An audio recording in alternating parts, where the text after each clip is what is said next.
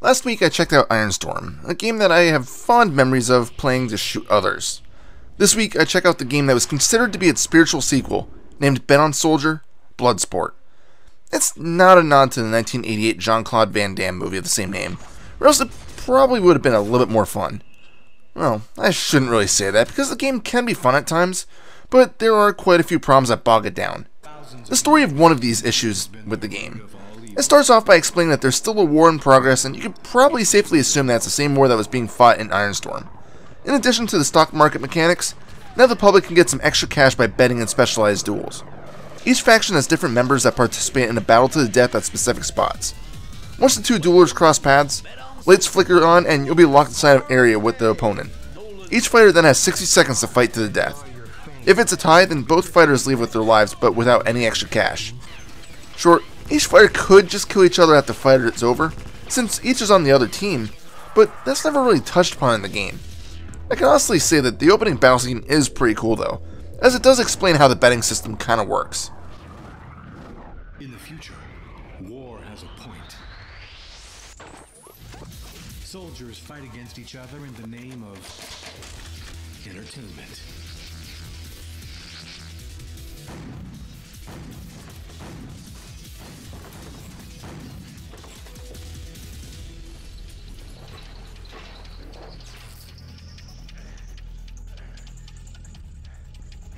Just a few seconds left.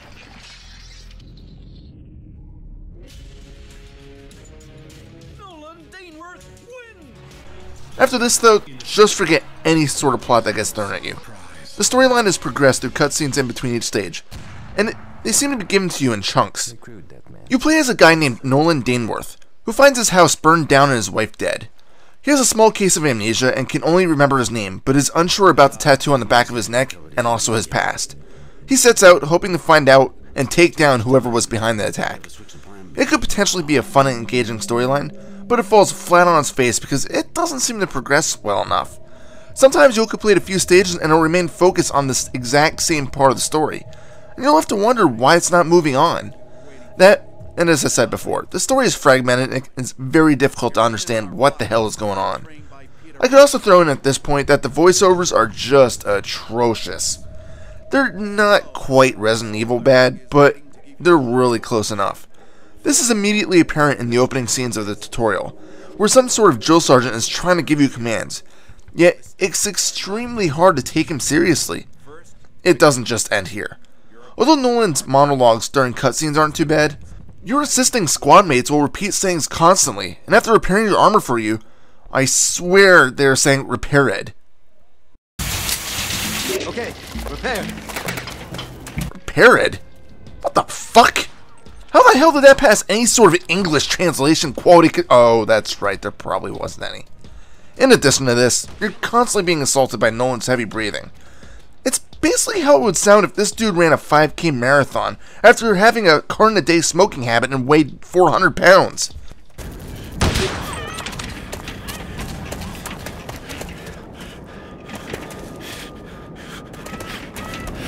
You can't shut it off without completely shutting off the sound effects though. Needless to say, this breathing will get on your nerves fast. Believe me, I know what it's like to run in full combat armor. It's not this bad. Another thing I don't understand is why the hell are these one-on-one matches happening during the frickin' war? To make things even more convenient, most of the final boss characters of each stage happen to be someone in cahoots with the guys who demanded that Nolan's shack be destroyed. I don't see why the opposing armies just don't join in and kill the opposing dueler. Or are they betting on the outcome too? Maybe honor? Who the hell knows? Before I actually go ahead and talk about the one-on-one bet on soldier segments that the game is really based on, I should talk about the basics of the gameplay. First off, the game isn't entirely linear. After the first stage, you will get a choice in which level to play next. You do have to complete each batch before the next batch opens up, but it's up to you to choose which levels to take down first. After choosing a level, you wait through a lengthy loading section and finally get to decide on what equipment to bring with you and what soldiers to take on during the bet on soldier segments. You also get the choice of bringing along any extra mercenaries. Sometimes you'll be forced to bring an engineer with you, who is normally tasked with destroying something with C4, and if he dies, the mission fails. When choosing the bet on soldier enemies, you get to see various statistics. You see their short biography, what the cash payout ranges are, the difficulty of the fight, and finally what equipment they plan on using against you. The most important thing in my opinion is their equipment layout, as you can figure out what guys you should probably avoid. For example, fighting a soldier with a chain gun that contains blinding bullets probably isn't a good idea. Some pieces of armor can also be more hassle than it's worth too. Ultimately, it's your choice who you wish to fight. The only exception is that if there's a boss in a level, you'll be forced to fight them without any other options for the final fight. After making all of these choices, you'll finally be thrown into the battle. It's your standard FPS fare, other than you making money on each kill you make. Headshots and environmental kills award you a bit more. You cannot pick up ammo, health, or armor from your enemies, which kinda makes sense for health and armor, but the fact that you can't pick up your enemies' guns or ammo stocks doesn't make any fucking sense. Instead, to repair your armor or resupply your ammo, you have to find a repair station and spend money. Your other option to repair armor is to have an engineer run over and repair it by pressing either F1 or F2, depending on which slot one or both of your engineers may be in. Ammo cannot be restored in any other method. Also, health will only ever be restored in between checkpoints, which are pretty much just the loading segments between scenes.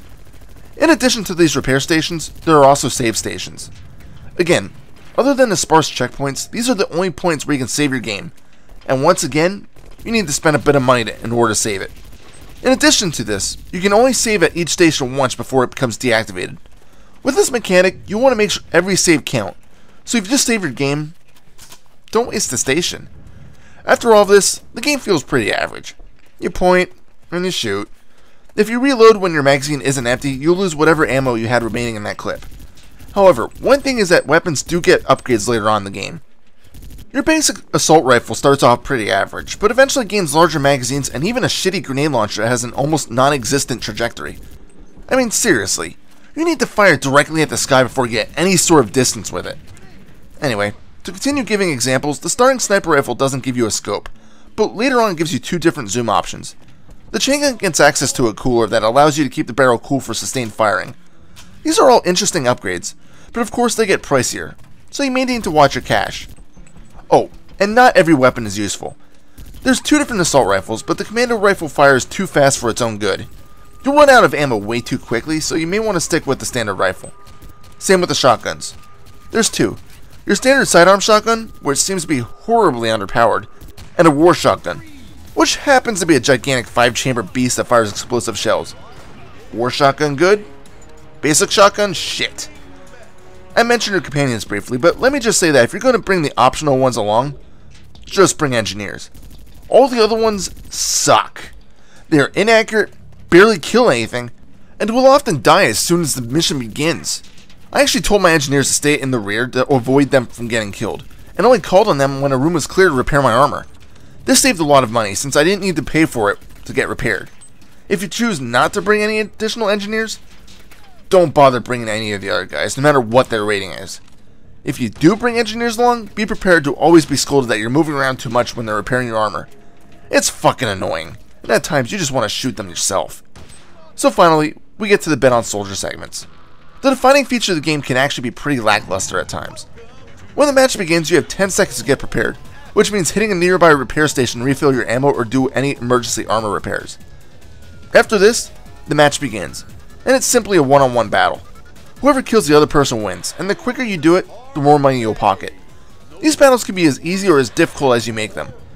If you want, you can do what I used to do online, just simply take out a grenade, cock it, and throw it so that it explodes on near contact, often destroying your enemy in one fell swoop. Or you can sneak behind the soldier since they don't turn around on you until the match begins. Take the war shotgun and do a full 5-shell blast to disable any of their special armor quickly. If you don't want to do it that way, you can just pepper them with bullets till they fall. It's really up to you. The game stops when you reach one of these hard-coded events, and you're only allowed to continue if you win or tie. However, some battles require you to win, typically against the boss characters. So if you tie, it's considered a loss, which demands a reload from a past checkpoint save system. At first, these segments are really fun, but just like the rest of the game, they start to get kind of boring quickly.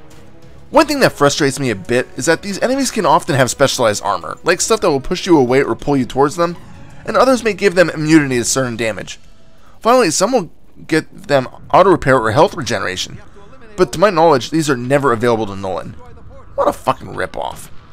For a game that its breakout feature was this bet on soldier segment, not much focus was devoted to it. I think that there should have been a separate mode for it, almost like an endless survival mode or a tournament mode or something. And what about having some more interesting arenas other than your standard wartime battlefields? I get it's war, but this is supposed to be an alternate universe anyway, so why not make it interesting? Maybe give us some sort of special arenas that contain some sort of obstacles in addition to enemy gunfire. Just my 2 cents. In order to break up the monotony of the standard gunfights, you can also manage to enter combat armor. These things can contain any combination of a chain gun and rocket launcher, and each has limited ammo. You can find gigantic versions of repair stations to replenish the ammo, but you should have an engineer repair your armor before engaging them because they are definitely pricey. These are fun to pilot and are downright mandatory to destroy tanks in certain points of the game. However, taking them down can be a task if you don't have the right weaponry. There's 2 options. One is your standard frontal assault, but you can also sneak to the back of the exoskeleton to destroy its power source, which just disables the armor. It'll eventually explode no matter which way you attack it, but the power disabling rewards you with more money and is typically much quicker, although slightly more dangerous. As to do it this way, you need to be really close to the exoskeleton, which means you can kinda get stepped on. There's also a few other areas that are just head scratching. For one, there's some really strange death areas. Sometimes you can fall down a cliff to die, which is pretty obvious and makes perfect sense. But why does falling into a fucking dumpster kill you? The hell? There's also some pretty strange graphical glitches. In the same area as the dumpster death, you have to run up a crane and can notice that the wires on top are strangely designed and are invisible at a certain point. In addition, in a later mission, some of your comrades can completely disappear at the wrong angle.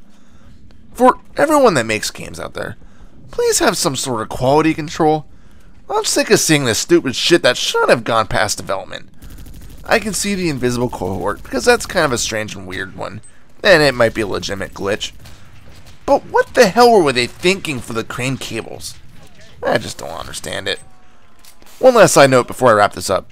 Bound Soldier, although not really being a fantastic game, did manage to have 2 separate expansion packs.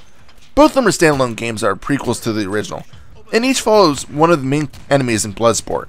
From what I've read online, these games were never released to the American market due to the relative lack of success, but was sold mainly in Europe for languages other than English. This is a bit disappointing because, as average as Bound Soldier is, I would have loved to check out the expansions. Bound Soldier is a fun game if you take it for what it is, but there's too much bogging it down to make it a great game.